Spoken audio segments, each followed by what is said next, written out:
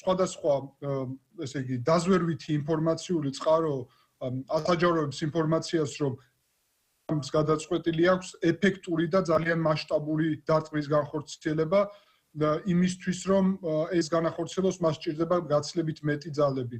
გარდა ამისა, ევაკუაცია გამოცხადებულია სამოქალაქო პირების შეერთებული შტატების ბაზებზე რეგიონში, ისევე როგორც ისრაელში უკვე გახსნილია ბუნკერები და ეს ყველაფერი მეტყველებს იმაზე, თავშესაფრებს გულისხმობ მოქალაქეთათვის, ეს ყველაფერი მეტყველებს იმაზე, რომ უახლოესი დღეების განმავლობაში მოსალოდნელია სამხედრო ეს რეზა ფეჰლევი ამ პროტესტის დროს გახდა პრაქტიკულად ეროვნული ლიდერი.